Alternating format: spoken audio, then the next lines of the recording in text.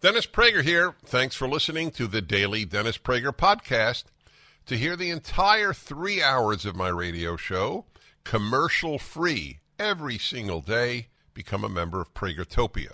You'll also get access to 15 years' worth of archives, as well as the daily show prep. Subscribe at Pragertopia.com. Hi, everybody. I'm Dennis Prager on this sad day in the United States. There's no way around that. It's hard to imagine that there was anybody not affected. Society has always felt that it protects its kids. That's the primary task of adults, is to protect children. And another child just walked in and murdered.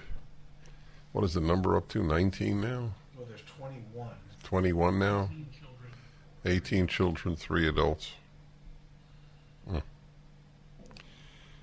The ripple effect of all of this are so extensive.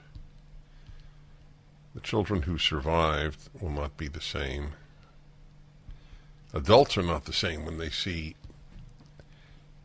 people murdered and when they were the targets, but they somehow avoided being killed. This is a great example of where a religious family has much, much greater shock absorbers than a secular family. As a general rule, every rule has exceptions, including that rule, presumably. So the ripple effect to the siblings, to the parents, to the relatives, to the friends, and of course to the kids in the school, and especially the kids in the class. It's one of those things you can have deep, deep feelings about, but you cannot empathize with because you haven't experienced it. Empathy demands an ability to feel what another feels, but you have to feel it. You feel it only if you have experienced it. I have a number of things to say about what happened. The immediate reactions of Democrats and the entire media. Guns. That's their simplistic, staggering, simplistic answer. Guns. That's it. More gun laws. That'll do it. And if you don't want more gun laws, you are for the murder of children. That's actually what they say.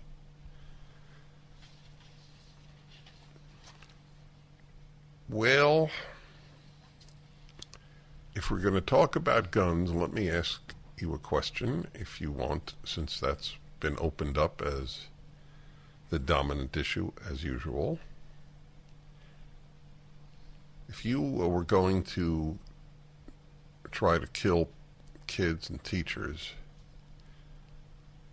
it's a question I asked in Sandy Hook. Would you target a school where you knew that some people were armed, or a school that boasted that it was a gun-free zone?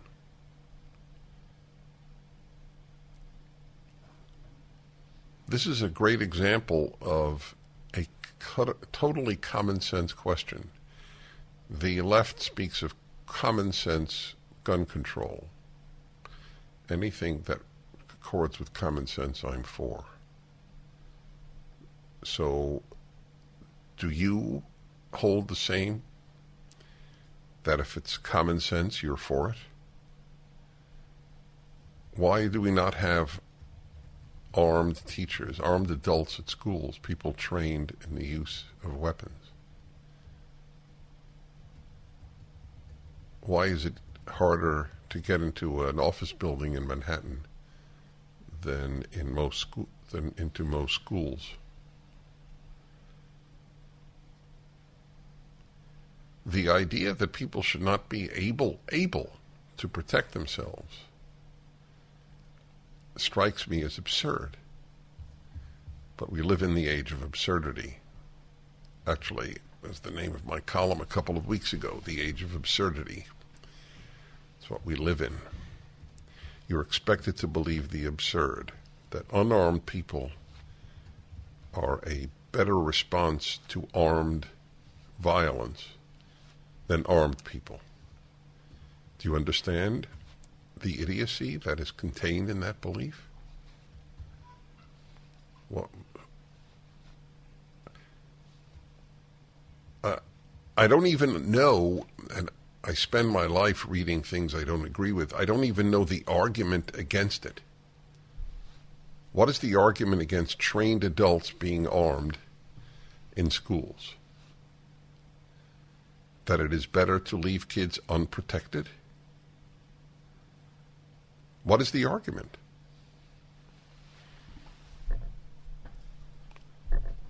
What do you think would prevent more school shootings? Increased adults with arms or more gun laws? It's a fair question. I'd like to know what gun laws would have prevented this kid from getting a gun. That you cannot buy a gun at the age of 18? I haven't heard that suggested. I think that's a debatable point. My belief is that we need more fathers, much more than we need more gun laws. The shooter, the child who did this, teenager who did this, apparently shot his grandmother at home? So there's no word about his parents. Did he have parents? Did he live with parents? Did he live with one parent? Did he have a father in his life? There's no mention of that. I don't know why there's no mention of it. Maybe there's good reason for it. Maybe he didn't have a father in his life.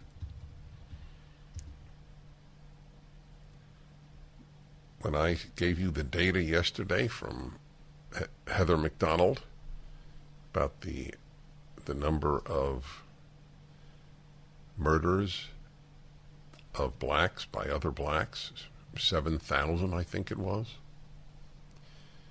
How many of those murderers had fathers in their lives?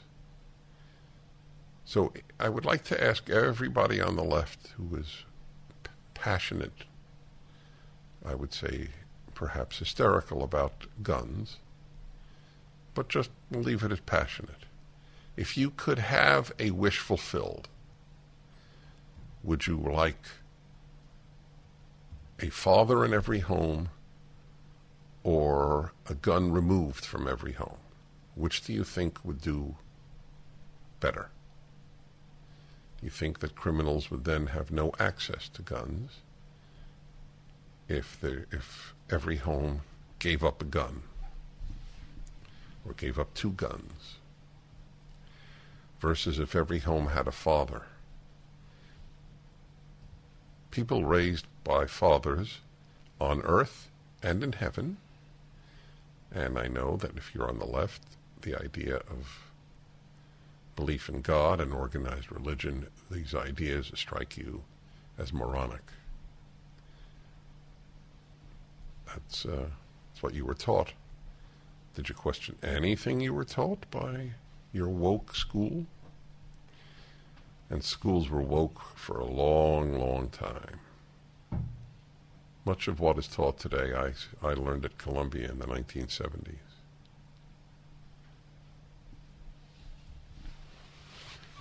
Kids with a father at home and a father in heaven don't shoot people, unless maybe self-defense. It's a phenomenon how little this is talked about. No reason an atheist couldn't agree with what I said. Any of these shooters attend church that previous Sunday? 1-8-PRAGER-776. 877-243-7776. Do we need more fathers or more gun laws? Do we need more God and religion or more gun laws? Which do you think would be more effective in producing fewer murderers in our country? As the country becomes more and more lost in its secular morass, chaos ensues. That's what we're living through. Gun laws, that'll do it. Bigger government, that's what we need. Not a bigger God, not a bigger father, a bigger state.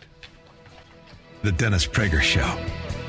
Rising interest rates, stock volatility, out-of-control inflation. People are concerned about what the future holds financially. This is Dennis Prager for AmFed Coin and Bullion. There's no better time than the present to move a portion of your IRA into precious metals. Gold and silver IRAs are more popular than ever, and dealers are advertising heavily for your business. You should know there's a right and a wrong way to set up your precious metals IRA. Mistakes could cost you hundreds of thousands of dollars in IRS fines. Nick Grovich, man I completely trust, owner of AmFed Coin and Bullion, has agreed to send you a concise report about how to set up your IRA and how to get the best bang for your buck. Nick and his team will be happy to help you set up your precious metals IRA or review your current account. Call AmFed Coin and Bullion, 800-221-7694 for your free IRA report and all your precious metals needs. AmericanFederal.com. That's AmericanFederal.com.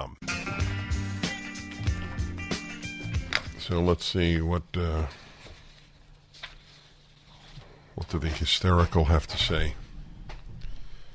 This is actually a statement by a member of Congress, Ruben Gallego, a Democratic fool from Arizona. He tweeted at another congressman, Representative Darrell Issa, Republican, California, F your prayers. They haven't worked for the last 20 mass shootings. How about passing laws that will stop these killings? What law will stop these killings? There is a law that will stop these killings. Thou shalt not murder. Think these kids were raised with that? That's the best law to stop killings I know of. More gun control will not stop these types of killings. There are too many guns out there. But you can stop killings to begin with by killing the killers. They start to shoot. Somebody armed gets into the room and shoots the kid. Usually a kid. Doesn't end every death, but it ends a number of deaths. An infinitely precious kid is now not dead. He also tweeted, this Ruben Gallego, to Ted Cruz, Senator Cruz of Texas, just to be clear, F you at Ted Cruz, you effing baby killer. Scum like Gallego that get into Congress are, I have to say, is a reflection on the people who vote for these people. If a Republican did something like that, I would assume I would say the same thing. Ted Cruz is an effing baby killer? So the question I always ask is, do bad people just all, or not all, but mostly gravitate to the left? Or does left make you bad? I think it's both. I think he felt he has permission from his left-wing colleagues in the Democratic Party to tweet F you to a senator and call him a baby killer. He's a baby killer. Would you have liked Gallego? Would you have liked an armed adult at that school? Are you a baby killer because you wouldn't want kids to be protected? Can you please tell me what law would have been passed that would have stopped almost any of these murders? What laws would work? I'd like to know.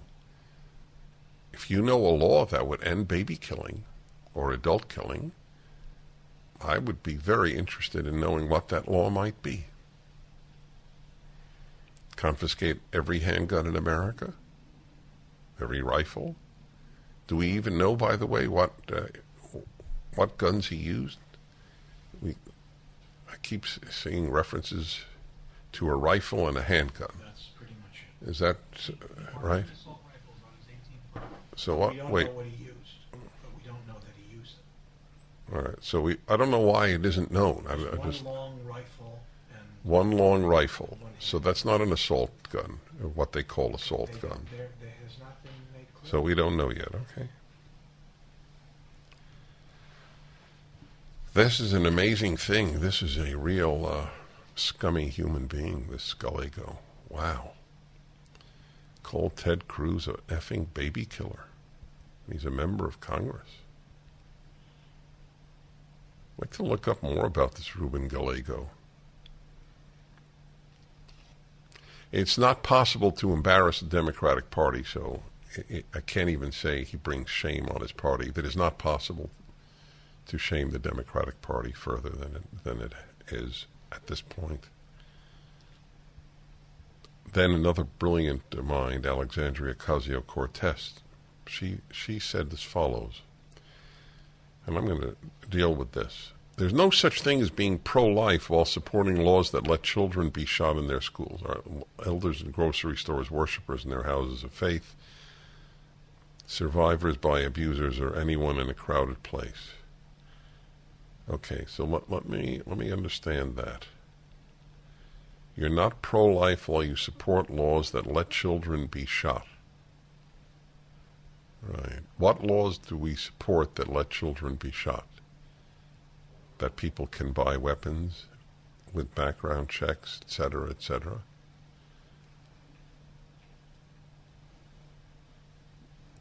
I don't know what she means. Well, I know what she means, but it doesn't make any sense. It is an idolatry of violence. Ooh, an idolatry of violence. Well, I wish there had been one other form of violence at this school. The shooting of this little monster much sooner than he was shot. Maybe it's you, Ocasio-Cortez, who have an idolatry of helplessness. Just a thought.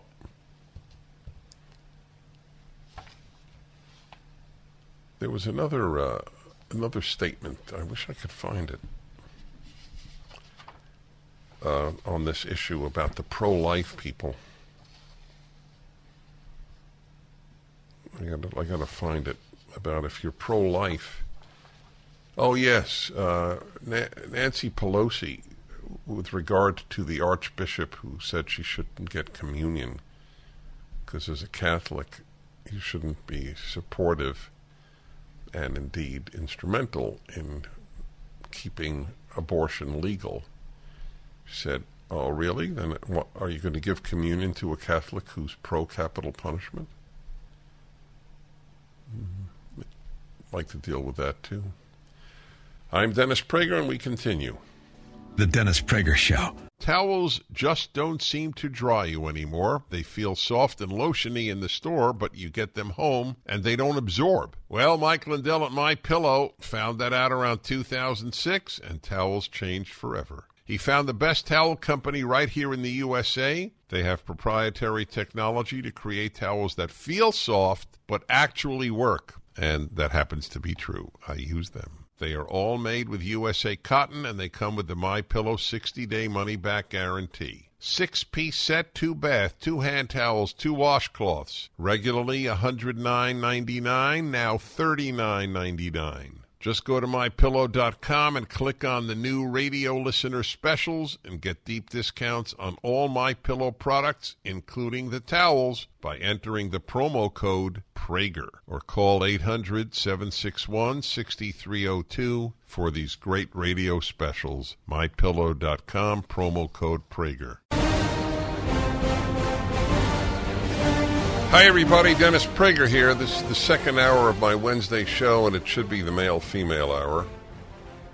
And we always debate if we ever postpone, really no, postpone, that's foolish, cancel a dedicated hour like the Ultimate Issues Hour, Male, Female Hour, or Happiness Hour. Those are treasures that I treasure, if I might be a little redundant here. But it's really, I don't think it's appropriate. I don't know if appropriate is not the word. I think people are tuning in to hear you and me about the massacre of children that took place in Texas yesterday. The toll right now is 21, 19 kids and two adults. And there's some very ugly stuff out there. The ugliest has come from actually a congressman, Gallego, who's really a lowlife. He's a Democrat in Arizona. I mean, this is a very bad thing when a congressman curses out fellow members of Congress. Tweeted to Darrell Issa, F your prayers. I'd like to know if he actually did F or did the word. See if you could find that, okay? Gallego tweet to Darrell Issa. And he tweeted to Senator Ted Cruz, just to be clear, F you, Ted Cruz, you effing baby killer. So you're a baby killer if you don't go along with left-wing law suggestions for gun control. By the way, it's so rare that I hear what actually would do good, because I'm open to it. I'm a big believer in common sense. I'm also a big believer in gun ownership. I used to not be. I was not opposed, but I was not a believer. I didn't grow up with guns in my home. But I think the founders were right, that it is critical for people to be able to defend themselves against criminals and against a tyranny.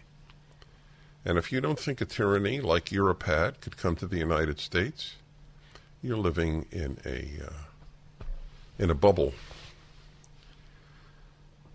As I wrote 2 years ago about the lockdowns, this was a dress rehearsal for a police state.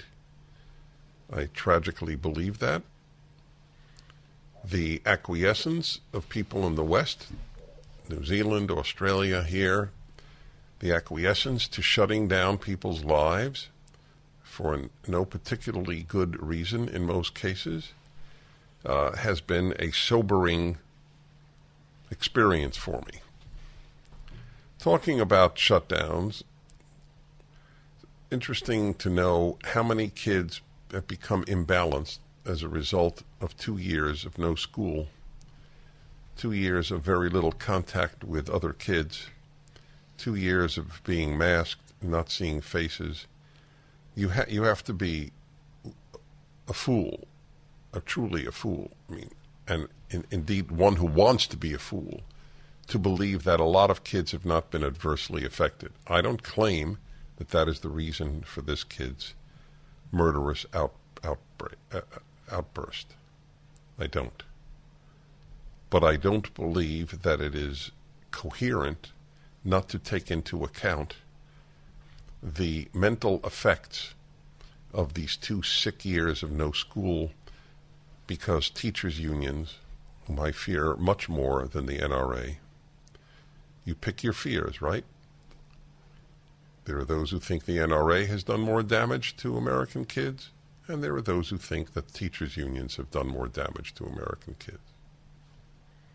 That's a defining question in the life of an American. Teachers' unions are so destructive of children's lives, so destructive of our schools. They were the ones adamant about not opening up school because they don't give a damn about kids. They're just leftist groups. They're woke in the extreme, and they basically control much of the Democratic Party. That was told to me about 25 years ago by one of the most prominent Democrats in California. He was a household name at the time. He's been retired for at least a decade. We had been friends for quite a while. I am not saying his name because he told it to me in confidence. Lifelong Democrat, one of the most powerful in the state of California. The teachers' unions control the Democratic Party in California. So I believe that we have to be very wary about the effects of the lockdowns on children, because even the New York Times, which is a dishonest newspaper, but sometimes publishes accurate things, it can't only be inaccurate, has had article after article about the devastating effect of no school for 2 years on kids, especially, in its view, especially Hispanic and black kids. This was a Hispanic kid killing Hispanic kids. Does he have a father in his life? There's no mention of any relative other than the grandmother that he shot. Was he living with his grandmother? Where is his father in particular? Where is his mother? As I have put it all of my life, I think more fathers would be more effective than more gun laws. It's another important clarifying question that you might want to ask people. The bottom line is also, aside from that, and that's one of the bottom lines, but here's another one: guards at school, armed people at schools. There's something wrong with the way you think if you do not want adults armed at schools. There's just something wrong with the way you think. I don't even know. Well, let me analyze it, okay? I'm going to try to analyze why someone would be opposed to people having arms in schools. And I'll tell you what I think it is. And this is sort of spontaneous. But under pressure, which is the way I like to think, under pressure, I would say that if they acknowledged that armed adults at schools might deter killings or at least save lives when a killing spree began, then they would be put in the difficult cognitive dissonance position of acknowledging that guns can be good, and they don't want to acknowledge that. I think that's the primary reason why someone would so irrationally oppose armed adults at schools, or even an armed guard. But an armed guard in front of the school is difficult because it's quite easy to take the guard out if you want to go in. I assume it is. Maybe I'm not. Maybe I'm wrong. I hope I'm wrong. But in any event, certainly an armed guard, and certainly people inside. I asked, and in the Connecticut massacre, Stony Brook, is that right, the name, Stony Brook? Wasn't Stony Brook? No, what was the name of the school in Connecticut? And I asked then, what school is more likely to be attacked? One with a sign, "This is a gun-free zone," or one with a sign, "Beware armed adults"? Which do you think? I should put a series of questions up for people to answer since so often the left says common sense legislation. Got the name? Names and I are not companions. Which do you think would be more likely to be attacked? Sandy Hook. Sandy Hook. That's it. Sandy. Oh, so I got them both wrong. Stony Brook. I'm very grateful to God for the mind I got, but he did put in a lacuna, names. 1-8-PRAGER-776 is the number. Which school would you rather send your kids to? Gun-free zone or the other? That should be clarifying. We return.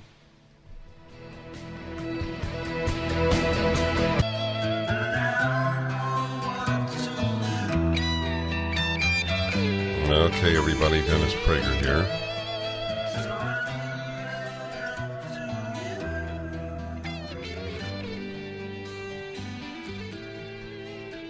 Christopher in Vancouver, British Columbia. Hi there. Hi, Dennis. Thanks for taking my call. The thing that I am always curious about is the fact that U.S. and Canada has essentially the exact same culture. I mean, we watch the same programming as you. We listen to the same music. We have the same mental health issues.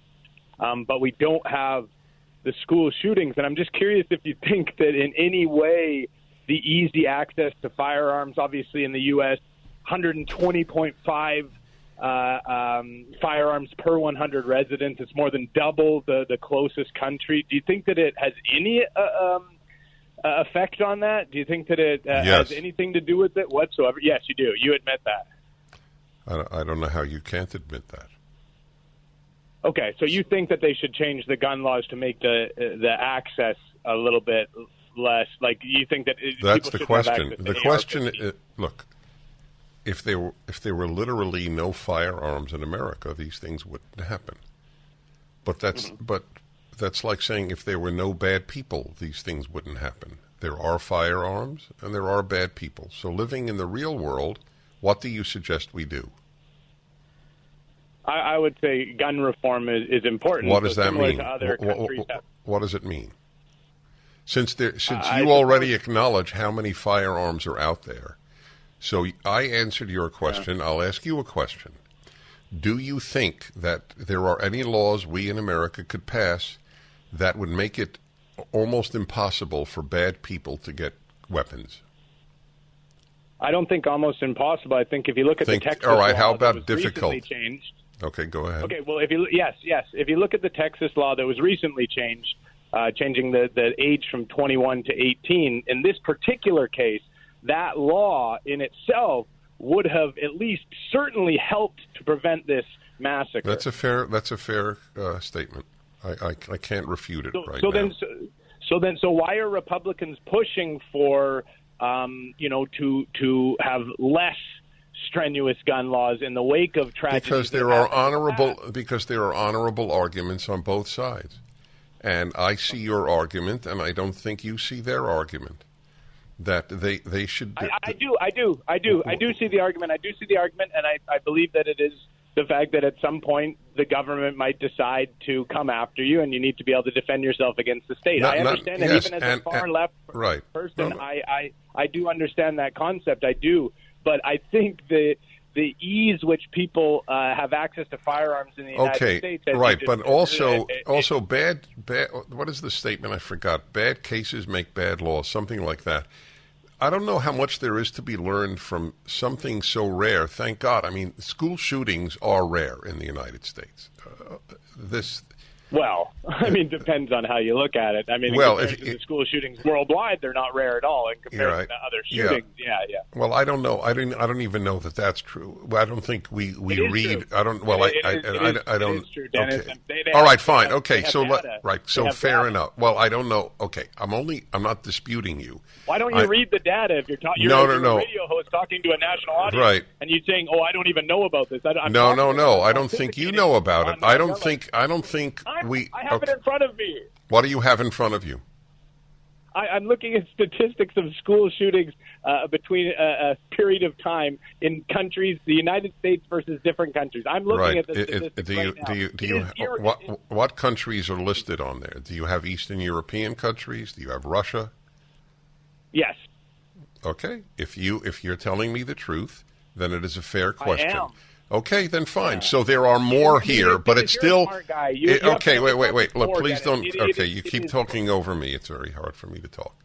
Let me understand. Let me just understand. So let us say that every state said, okay, 21 is the age. What would you then do? Would you call me up and say, I am now satisfied that America is doing something? Or would you want more laws? Be honest. I mean, I'll be honest with you. I don't know. I don't know what would happen in that circumstance. I don't know what the fallout and what would happen in the wake of that. So I don't know. I certainly think that would not. I agree with you, and I know what you're saying. You're saying, oh, they're going to keep pushing for more. They are. There's no doubt in my mind. My personal feeling is that is not enough to cover it. That is not enough to cover it. I think there are simple reforms, and of course, I'm not a politician. I'm not the smartest man in the world, but there are certain reforms that other countries have made. You know, my country and Australia and New Zealand, and Scotland, certain things that have been done that have been. Yeah, but it's not doable. It's not doable here. They basically they took away vast numbers of weapons and made it almost impossible for people outside of hunters and sportsmen to get them. So it's not possible. You opened up correctly, noting how many weapons already exist in the United States. Do you think gang members in the inner city in the United States, in any inner city, do you think they won't have weapons if we adopt Canadian law? Please tell me what you think. It's just such a. I mean, you are correct in a sense, and it's so sad because you're right. You're right. It is sad. The Republican Party has pushed this so far that yes, there's so many guns this is okay. In the United States that it's gone too far, and now all right. So you've now changed. All right, because of the policy. All right. Okay. So okay. I'm glad you called. I always take the calls that differ with me first, and you were fine. See, this is what happens. But because Republicans allowed weapons to begin with, we have the problem. Okay. All right. Even if that were true, although we've had Democrats were not against guns 100 years ago. In this country, in 1920, there were plenty of guns in this country. Al Capone had machine guns. I think machine guns were even legal for a period of time until they were outlawed. That machine gun is an automatic weapon. You press the trigger and it keeps shooting. You don't have to keep pulling the trigger. I think that the social breakdown is a bigger cause than guns, but I have no doubt if we had no guns, of course this wouldn't happen. But that's as likely as saying if we had no bad people. So the question is what would work? And that's why I return to my questions. Would armed adults at schools be more effective than gun laws? And to me, there's no question about that. So the question is, do you hate guns or do you hate gun violence? If you hate gun violence, then let's stop gun violence by killing the bad guys with guns. That's what a mature reaction would be, in my opinion. I think that would do more than changing the laws to 21 years of age. And by the way, I think there's an argument for it, but I also think there's an argument against it. We allow 18-year-olds to have pretty powerful weapons in the armed forces. You say, well, it's controlled. It's not controlled. Remember the guy who shot up, the Islamist who shot up his fellow soldiers at Fort Hood? We'll be back.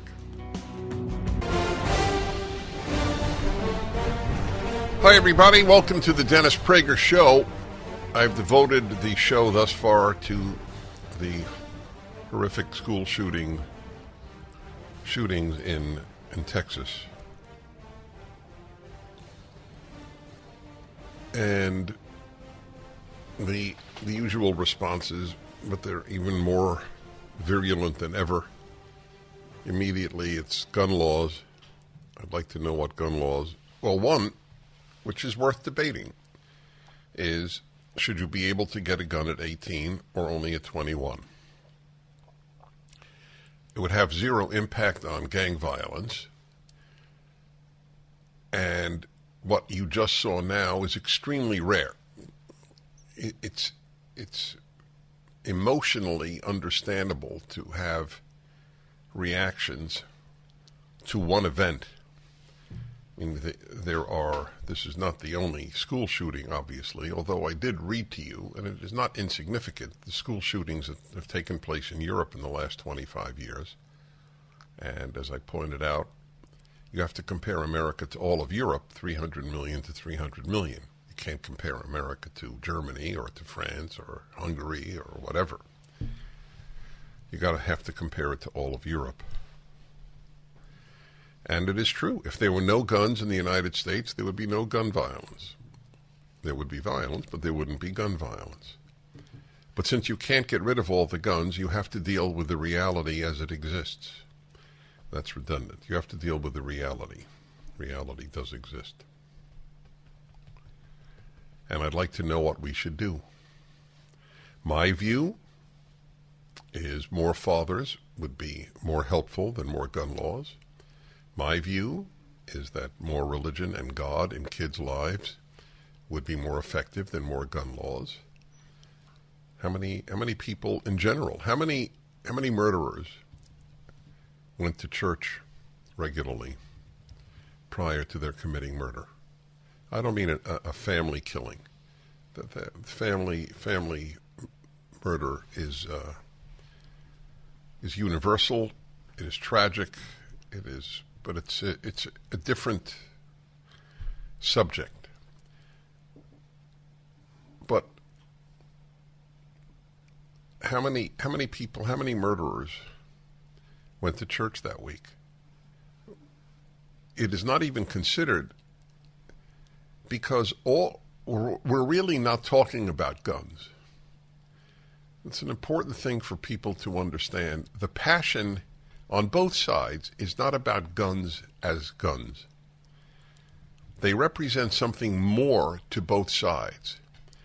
And one big aspect, if not the biggest, is, should the state be the only entity that has guns? For the left, the answer is yes. For the right, the answer is no. That's really, underneath it all, that is really the subject. The left believes in essentially unlimited power of the state, including to shut you up. The use of the Department of Justice now to jail dissenters, what has been done to people who went into Congress on January 6th, people still in solitary confinement, beaten in prisons, whereas nothing analogous happened to almost anyone in the incredibly violent riots of 2020, because those rioters had the ideology of the Democratic Party, and the rioters, if you wish to call them, of January 6th did not. And the fact that they wanted to have even a commission, which they have now postponed. What was it called again? Disinformation Unit, whatever. What was it called? Disinformation Governance Board? Governance. Yeah, Governance Board. Yes, the DGB as opposed to the KGB. That's right. I should have remembered that, the DGB. Disinformation Governance Board. That is an important thing. The real passions come from something way deeper than just guns. The power of the state versus the power of the individual. The hatred of the founders of this country on the part of the left is not because they had slaves. It is because of their ideas.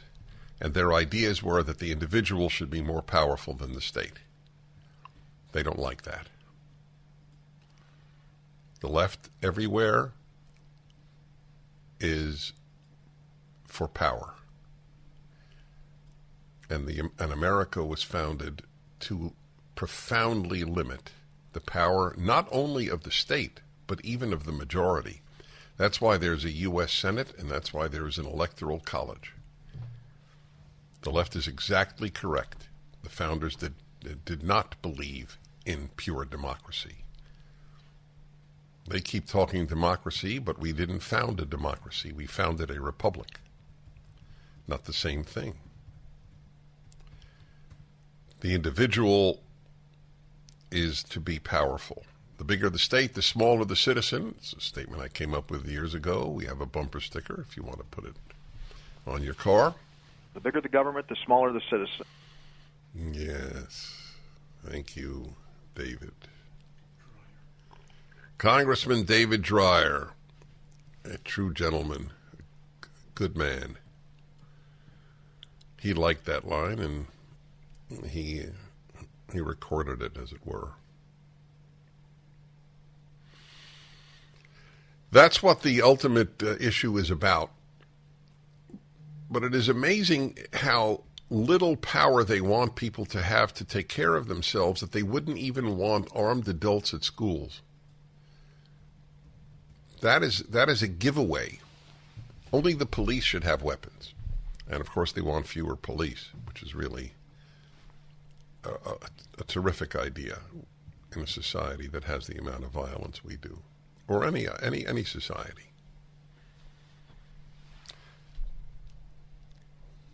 So that's what it is. That's really what the gun debate is about: the power of the state versus the power of the individual. And so you have two risks. You have the risk that the state will use its power irresponsibly, and you have the risk that individuals will use their power irresponsibly. Again, that's a left-right divide. We on the right fear government more than we fear individuals. That's correct. The 100 million people, non-combatants, not talking war, 100 million people that were killed by governments in the 20th century is considerably more than individuals have killed. The state is a very scary thing. The state is the mother of genocide, just for the record. I know none of your kids will ever study anything like this. There is no school in America, or almost none. I can't say none, virtually none.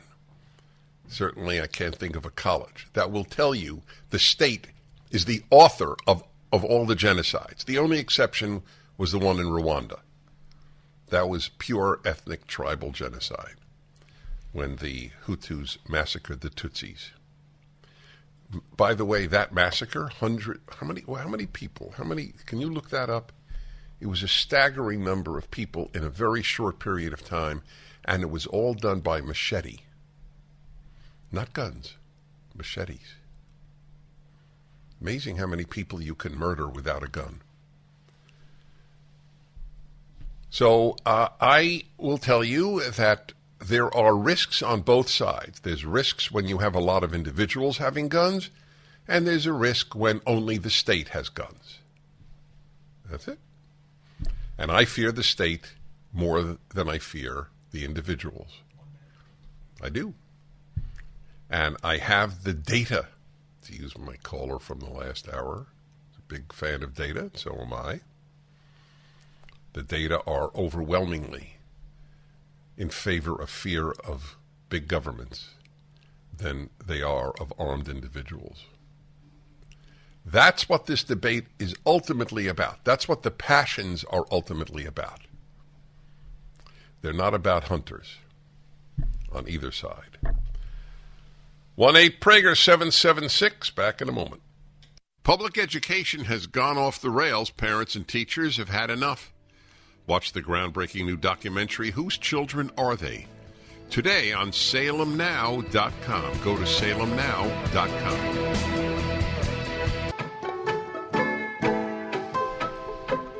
Hello, my friends. I'm Dennis Prager. We've been talking about the horror in Texas with what are we up to, 19 children and 2 adults? When you think about the trauma of the kids who witnessed this, the whole thing is beyond belief. But it happened. I've been talking about it for the last hour, 2.5 hours. And now I have Ami Horowitz on. Ami Horowitz does these extraordinary videos around the world, actually, asking people questions. And it's very illuminating. So in New York, he went and asked people if they wanted to abolish the Supreme Court. I have Ami on the line. You can watch us, by the way, at, what is it, Salem News Channel. You can watch us. You can watch the show if you like. Ami, you're looking good. Thank you, Dennis. Likewise. What a pleasure to watch you while we speak. Technology, baby. You crack me up, Ami. Ami is a fellow cigar smoker, ladies and gentlemen. I thought that was important to add. So, Ami, you decided. I take it that this is in Midtown Manhattan, correct? This is the East Village, Okay. woke capital of New York. Okay, that's fair. Good. I know it's an honest answer. You went to a woke area, and you asked people essentially two questions: is the Supreme Court legitimate, and should it be abolished? Is that correct? 3 questions, each one leading to the next one. So the first one is it legitimate, right? Because we hear on the news all the time. Well, first of all, it's the irony, of course, is that they are always asking. They're always saying that the left is always saying the Republicans, the right, are the ones that don't care about democracy and democratic structures, right? So I want to turn it around on them because obviously you and I know, and most of your listeners know, that the people who actually don't have fidelity to our democratic foundations, our democratic ideals, is the left. So I used the Supreme Court as the example to exemplify how, in fact, they're the ones who don't care about our democratic structures and ideals. They have no fidelity to it. So I asked them, starting with, do they believe the Supreme Court in and of itself is a legitimate organization, a legitimate organ of the government? And then I took it a step further and I asked them, do you think the Supreme Court should be abolished straight up? And then the last one was taking it to the next level, the next logical conclusion. Should we have, I use this word, an insurrection against the Supreme Court? Should we violently attack the Supreme Court? And in all 3 answers, the vast majority of people who spoke to me answered the affirmative, that yes, it should be. Wow. So I guess I missed the third one. So you actually asked if there should be a violent what? What would they do? Just bomb the Supreme Court? I don't even understand what a violent takeover of the Supreme Court would entail. Well, depending on who you ask, but it went from again, an insurrection. In other words, doing what the right did in the Capitol is storm the building, take it over. Yeah, but they took it over for a few hours. I mean, it wasn't an insurrection, obviously. So what would they like to be done? I'm not even challenging them. They want to see it gone, and if that means using physical violence to get rid of it, that's what they're going to do. Mm-hmm. So did anybody? I always ask you this, because I know everybody who watches your videos asks, do you cherry pick your answers? So did anybody that you ask say, no, I think the Supreme Court is a viable institution? So when I asked the first question, which was, does it have any legitimacy? One person said that it does. I probably spoke to 40, 50 people. I would say a somewhat larger but very small number, maybe 3 or 4, said it shouldn't be abolished. And I would say only about 7 or 8 people said we shouldn't have a physical attack on the building. And you spoke to how? And you spoke to about 45 people. 40, 50 people, yeah. You know, you might want to do a follow-up and ask people about the U.S. Senate, because the left doesn't think the Senate is legitimate because Wyoming and California have the same number of senators. It's the whole institution is not democratic. I'll be back in a moment. Ami Horowitz's video, and all his videos can be seen at amihorowitz.com, and it's up at dennisprager.com. They're really worth watching, and they're all timeless because they ask timeless questions. I mean, the people that he has talked to is quite remarkable, like when he went to the Middle East. Dennis Prager here. Thanks for listening to the Daily Dennis Prager Podcast. To hear the entire 3 hours of my radio show, commercial-free, every single day, become a member of Pragertopia. You'll also get access to 15 years' worth of archives. as well as the daily show prep. Subscribe at pragertopia.com.